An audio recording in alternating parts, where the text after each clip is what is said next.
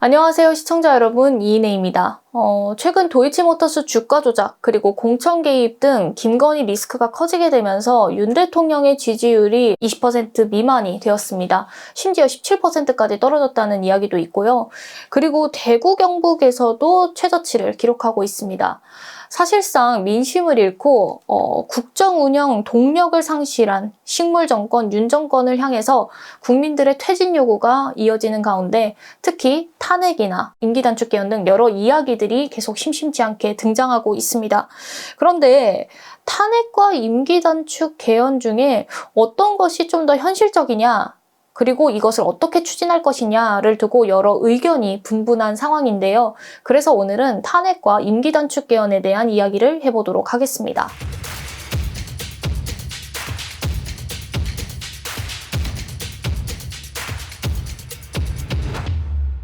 자, 먼저 대통령 탄핵부터 우리가 좀 짚어볼 텐데요. 탄핵은 박근혜 정권 때도 탄핵을 했었고 그 이전에 노무현 대통령 탄핵소추안 발의가 있었던 상황이어서 어떻게 보면 국민들에게는 가장 익숙한 방법일 수도 있겠고 또 일반적인 방법이라고 볼 수가 있습니다. 지난 6월 7월이었죠. 그때 윤 대통령 탄핵소추안을 발의해줄 것을 즉각 발의해줄 것을 요청하는 청원을 대한민국 국회에 넣었었고 이 청원에만 143만 명 이상이 동의를 했었죠. 그래서 법사위에 회부돼서 한참 논의가 있었는데, 자, 이렇게 국민들은 탄핵을 염원하고 있지만 실제적으로 정치권 상황을 보면은 윤 대통령 탄핵이 녹록지 않은 상황이다라고 볼 수가 있습니다. 우리가 우선 탄핵 절차를 보게 되면요.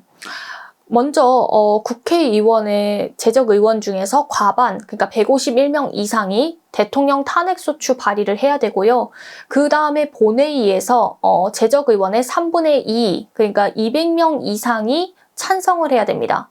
그러면 찬성을 해서 그 탄핵소추 의결서를 헌법재판소에 전달을 하게 되면 그 헌법재판소에서 180일 이내에 그러니까 6개월 정도죠. 6개월 이내에 재판관 9명 중에서 6명 이상이 찬성을 해야 이 탄핵이 인용이 되는 것입니다. 그래서 이런 절차들을 봤을 때에 우리가 좀 문제가 될 수 있는 것은 두 가지겠죠. 먼저 첫 번째는 뭐 어떻게 해서 발의는 했을지언정 발의를 하더라도 이 탄핵소추안에 대해서 찬성을 할 것이냐, 그러면은 찬성을 하려고 하면 지금 법야권 192석은 확보가 되어 있으니까 나머지 국힘에서 8석을 확보해야 되는데 이 8명이 탄핵에 찬성할 것이냐, 또 헌법재판소에서 아무래도 이제 보수 편향적이다 보니까 지금은 이 보수 편향적인 헌법재판소가 인용을 할 것이냐, 이것도 문제가 되는 것이죠.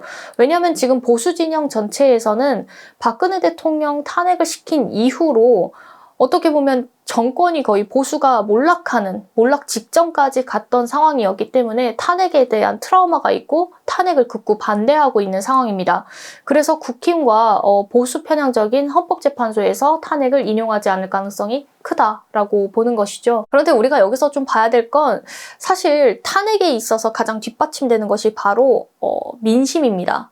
왜냐하면은 2016년도 박근혜 대통령 탄핵 때로 우리가 잠깐 생각해보면 그때에도 여당인 새누리당은 나름 건재했습니다. 그리고 헌법재판소 역시 보수 편향적이었죠. 그렇지만 그 당시에 거의 최소 5만 명에서 많게는 200만 명 이상까지도 국민들이 계속 광화문 광장에 나와서 박근혜 탄핵을 이야기했었고 또 퇴진을 이야기했었습니다. 그렇기 때문에 계속 이런 움직임들이 있다 보니까 결국 정치권 그리고 헌재에서 탄핵을 할 수밖에 없는 상황이 되었다라는 거죠. 그런데 지금 그때의 상황과 지금을 놓고 비교를 해봤을 때에 똑같이 윤 대통령에 대한 불만은 많고 탄핵이나 뭐 퇴진을 요구하는 움직임들은 많지만 실제적으로 박근혜 때보다는 크지는 않기 때문에 국힘이나 헌재에서도 탄핵에 대해서 비교적 압박을 덜 받고 있는 상황이다라고 볼 수가 있고요. 그 다음에 제1야당인 민주당 입장에서도 민심이 확실하게 결집이 되진 않은 상황에서 만약에 탄핵을 섣불리 진행했을 시, 그리고 그 섣불리 진행해서 기각이 되면 그 기각 이후에 전국들은 또 불리해질 수 있는 것들을 고려해야 되거든요. 그렇기 때문에 민주당 입장에서도 쉽지는 않은 상황이다 라고 볼 수가 있겠습니다. 그래서 지금 야당, 그러니까 민주당과 뭐 여러 야당들 그리고 시민사회를 중심으로 해서 탄핵보다는 임기 단축 개헌이 좀 더 현실적인 방안이다. 이걸 추진하자라고 이야기하는 움직임들이 나오고 있습니다. 임기 단축 개헌은요, 원래는 대통령제가 지금 현재는 5년 단임제로 되어 있지 않습니까? 그거를 1년 줄여서 4년 중임제로 하자라고 했고, 노무현 대통령 때부터 계속 이 개헌이 나왔었습니다. 그리고 문재인 대통령 때도 이 얘기가 나왔었죠. 그 임기 단축에 대해서 여러 이야기들이 있습니다만 방향성을 어떻게 놓을 거냐 이런 움직임들이 있는 거죠. 그렇지만 실제적으로 이 임기 단축에 대해서 최근에 11월 1일 민주당과 조국혁신당 일부 의원들이 참석해서 개헌 모임을 만들었습니다. 그 개헌 모임에서 뭐라고 이야기를 했냐면은 우선은 헌법에 있는 부칙을 개정해서 그걸 통해서 윤 대통령의 임기를 2025년 5월까지로 설정을 하고 그 이후에 조속히 퇴진을 한 다음에 4년 중임제로 할지 구체적인 대통령제 방향에 대해서는 좀 더 논의를 하자 이런 식으로 이야기를 했죠. 여기에 지금 개혁신당 그리고 민주화 운동이나 인권 운동에 앞장서셨던 네로라는 운동가 분들께서도 이 임기 단축 개헌에 상당한 많은 힘을 실어주고 있다라는 거죠. 그러면은 우리가 임기 단축 개헌 절차를 보게 되면은 먼저 국회에서 개헌을 진행시킬 특별위원회 구성을 하게 됩니다. 이걸 본회의에 의결해서 개헌특위를 완전하게 구성이 되면요. 그 개헌특위에서 개헌과 관련된 내용을 발의를 합니다. 그래서 20일 동안 공고를 하게 되고 그 다음에 60일 이내에 본회의에 상정을 하게 되고 본회의에서 상정을 해서 제적의원 3분의 2, 그러니까 200명 이상이 찬성을 해야 되고요.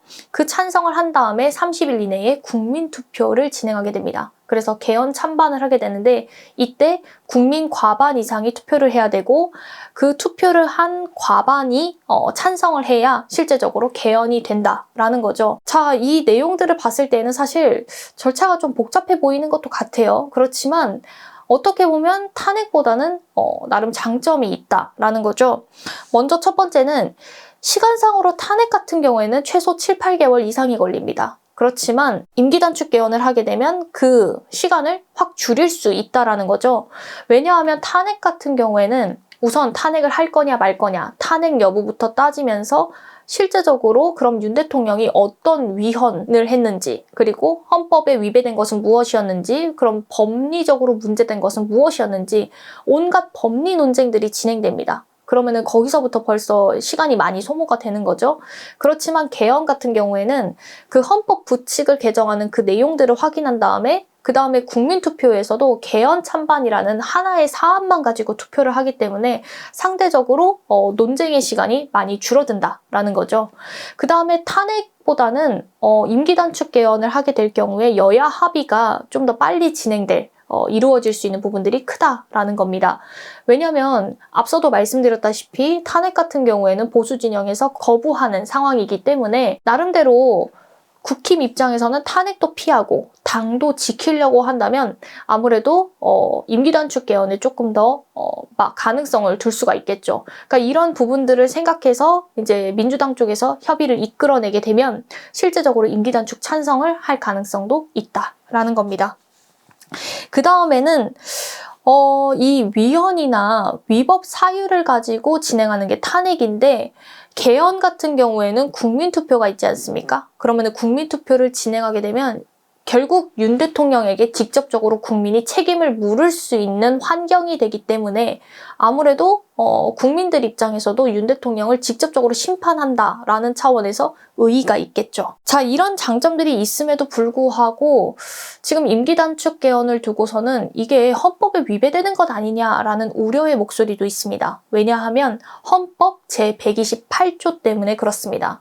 헌법 제128조, 제128조의 내용을 보면은 대통령의 임기 연장 또는 중임 변경을 위한 헌법 개정은 그 헌법 개정 제안 당시에 대통령에 대해서는 효력이 없다라고 규정하고 있습니다. 근데 이 내용을 보게 되면 중임 변경이나 임기를 연장하는 내용이 있지 사실 임기 단축에 관한 내용은 없지 않습니까? 그래서 헌법에 위배되는 것은 없고요. 그 다음에 실제적으로 임기 단축을 해서 개헌을 하게 됐던 그런 선례가 있습니다. 1980년 8월 27일입니다. 이제 11대 대통령으로 취임했던 전두환 때에 사공화국 헌법 제47조에 따라서 원래 임기는 1986년 8월 26일까지였습니다. 대통령 임기가 그 당시에는 6년이었기 때문에 1980년에 취임한 전두환이 이제 1986년에 임기를 종료해야 되는 상황이었는데, 그런데 1980년 10월 22일 이때에 제5공화국 헌법을 개정하는 것에 대해서 국민투표를 진행하게 되는데요. 이때 헌법부칙 제3조를 어떻게 명시를 해놨냐면요. 이 헌법 시행 당시에 대통령 임기는 이 헌법에 의한 최초의 대통령이 선출됨과 동시에 종료된다라고 했습니다. 그러니까 5공화국 헌법이 시행이 되게 되면 그 4공화국 때 당선되었던 전두환은 임기가 바로 종료가 되는 것이죠. 그렇게 해서 전두환이 1981년 2월 25일자로 임기가 종료가 됐습니다. 그런데 사실 이때는 이제 전두환이 독재 시기였기 때문에 전두환이 바로 제12대 대통령으로 취임했었고, 그렇기 때문에 임기 단축에 큰 의미는 없었습니다. 근데 지금은 차기 대통령으로 이재명 대표가 계속 유력한 상황이고, 또 윤 정권과 국힘이 지지율이 계속 낮고 국민적 신뢰를 잃어가고 있지 않습니까? 이런 상황이기 때문에 충분히 임기 단축 개헌을 통해서 우리가 정권 교체를 이루어낼 수 있다라는 거죠. 자, 결국에는 우리가 지금 이 내용들을 다 살펴봤을 때에 윤 대통령을 하루속히 하루빨리 끌어내리기 위해서는 탄핵보다는 임기 단축 개헌이 좀 더 실효성 있고 현실성 있는 대책이다라고 볼 수가 있겠는데요. 여기에서 이제 이 임기 단축 개헌을 빨리 진행시키는 원동력이라고 할 수 있는 건 바로 우리 국민들이지 않을까 싶습니다. 우리 국민들이 계속해서 그 2016년 박근혜 탄핵 때 박근혜 퇴진을 요구하는 그 촛불 집회를 했던 것처럼 지금 우리 국민들도 지금 민주당에서 계속 11월부터 진행하고 있는 그 김건희 국정농단 규탄 장외 집회가 있지 않습니까? 그 장외 집회에 계속 모이고 결집하면서 윤석열 대통령 퇴진을 요구하게 되면 좀 더 임기 단축 개헌도 정치권에서 빨리 진행할 수 있지 않을까 싶습니다. 국힘과 정치권을 압박할 수 있는 가장 중요한 것이 바로 우리 국민들의 결집이다라고 볼 수가 있겠고, 그 다음 국힘도 윤 정권 탄생의 책임을 지기 위해서는 반드시 이 임기 단축 개헌에 찬성을 해야 된다라는 것이죠. 만약에 임기 단축 개헌을 미루거나 혹은 반대하게 되면은 국힘도 윤 정권과 함께 공멸할 것입니다. 그러면 오늘 방송은 여기서 마치도록 하겠습니다.